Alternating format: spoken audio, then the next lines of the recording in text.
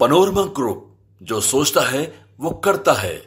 नमस्कार, आप देख रहे हैं भारत लाइव और ये है हमारा स्पेशल कार्यक्रम नहले पे दहला।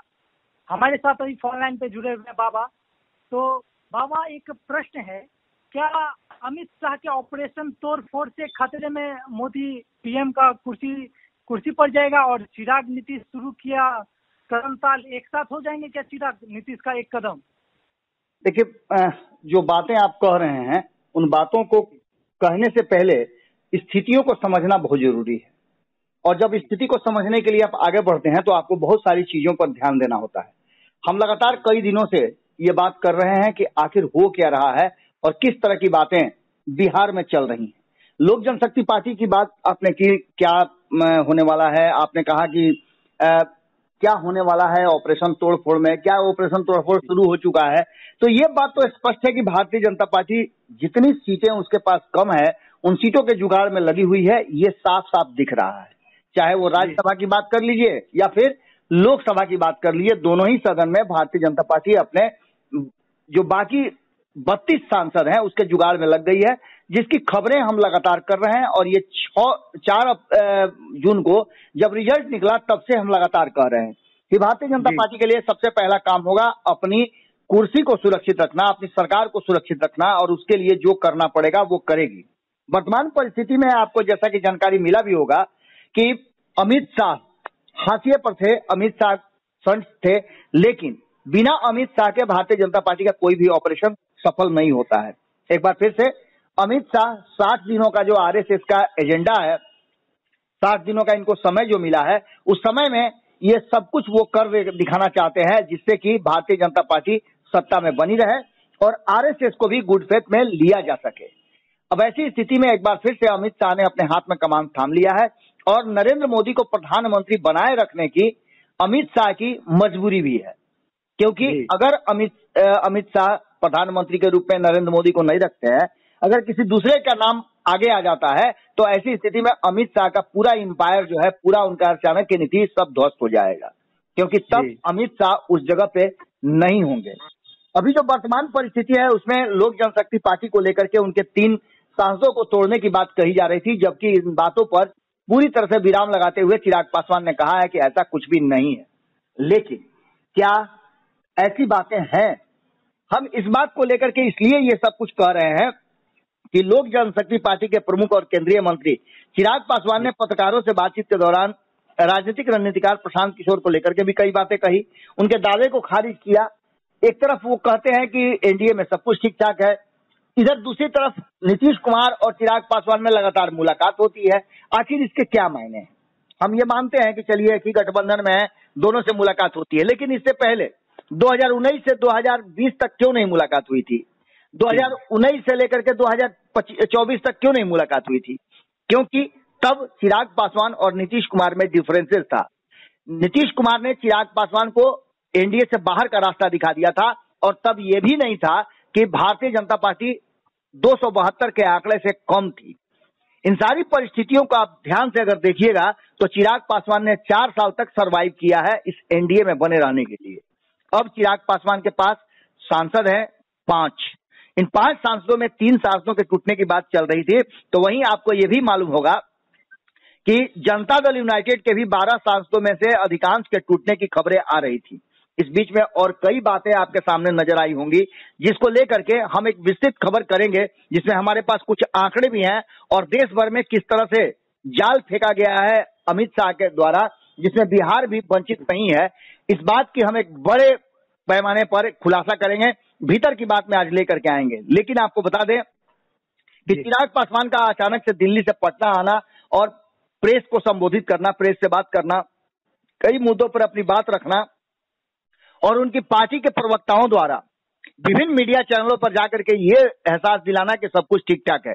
लेकिन दूसरी तरफ आपने देखा कि किस तरह से जदयू के साथ उनका रिश्ता बना हुआ है और जदयू किस तेजी में नीतीश कुमार लगातार एक्शन में आ रहे हैं। भले ही नीतीश कुमार का एक्शन दिखता नहीं हो, लेकिन इंटरनली वो उन सभी लोगों से बात कर रहे हैं जो भारतीय जनता पार्टी के 32 सांसद को पूरा करने में सक्षम है या फिर 32 सांसद पूरा हो सकते हैं।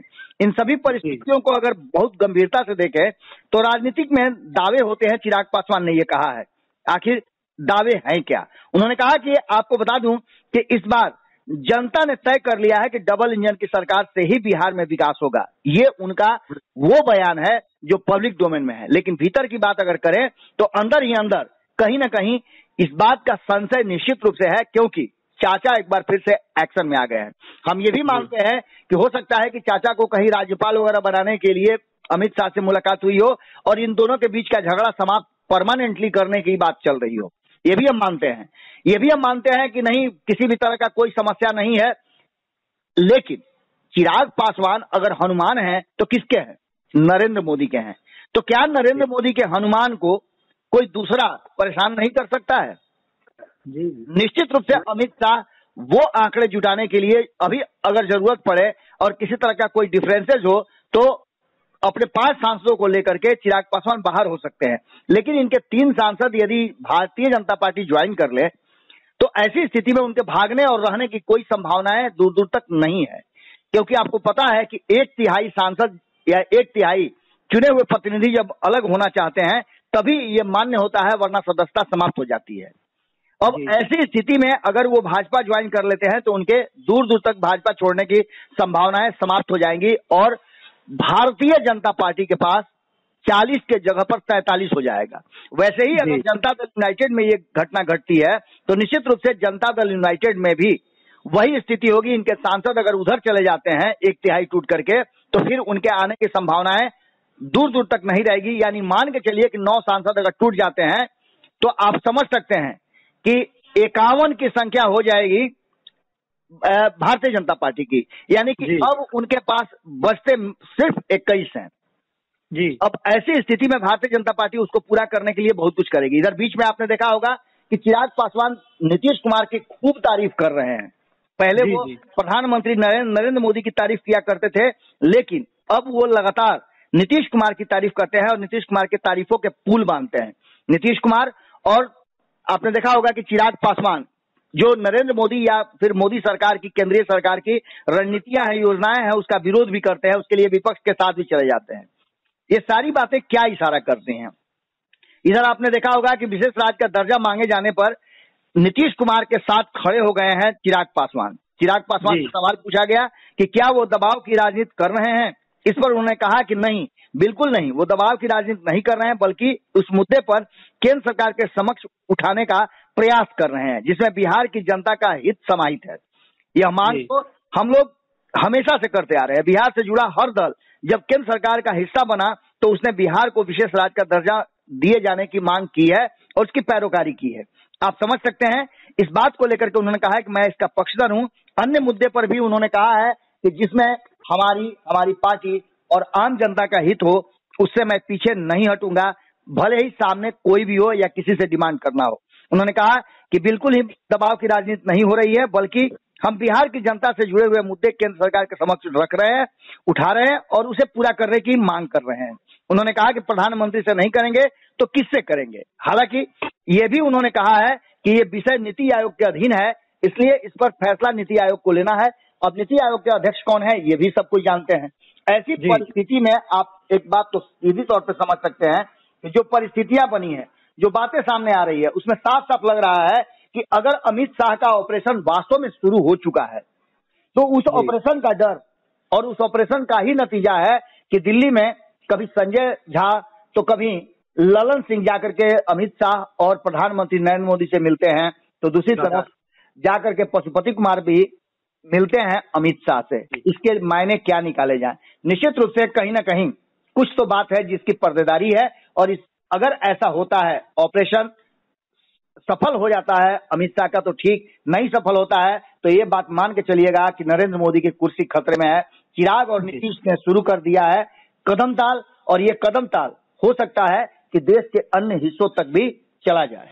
इसलिए कहीं ना कहीं बिहार एक बार फिर से गेम चेंजर की भूमिका में आता हुआ दिखाई दे रहा है और अगर अमित शाह ने दबाव बनाया तो दोनों ही अमित शाह से दूरी बना के रखना चाहते हैं, चाहे वो चिराग पासवान हो या फिर नीतीश कुमार हो। तो ऐसा आप समझ सकते हैं कि कहा जाता है हमारे यहाँ कि दुश्मन का दुश्मन दोस्त होता है। अब ऐसी परिस्थिति में बिहार में 2025 के चुनाव में यदि नीतीश कुमार और चिराग पासवान एक साथ हों और किसी के साथ भी गठबंधन करते हों तो ये बात भारतीय जनता पार्टी भी जानती है कि सत्ता में लौटना 2025 में मुश्किल होगा। क्या होगा ये तो आने वाला वक्त बताएगा, लेकिन धीरे धीरे करके बिहार की राजनीति बदलने लगी है और इसमें केंद्र सरकार की भूमिका और अमित शाह का जो डंडा कहा जाता है या उनकी जो रणनीति कही जाती है वो शुरू हो चुकी है। जी जी जी। तो जैसे कि आप सभी दर्शकों ने सुना, बाबा ने बताया भारतीय जनता पार्टी का सबसे पहला काम होगा अपने सरकार बनाए रखना और पीएम की कुर्सी सुरक्षित रखना। चिराग पासवान और नीतीश कुमार बार बार मुलाकात कुछ कर रहे हैं ज्यादा ही, इससे ज्यादा संदेह हो रहा है। लेकिन चिराग पासवान ने खुद कहा कि एनडीए में कुछ टूट नहीं है, एनडीए पहले ही जैसा एक साथ है। चिराग पासवान ने कहा कि बिहार का विकास सिर्फ डबल इंजन की सरकार ही कर सकता है और डबल इंजन के सरकार में ही होगा।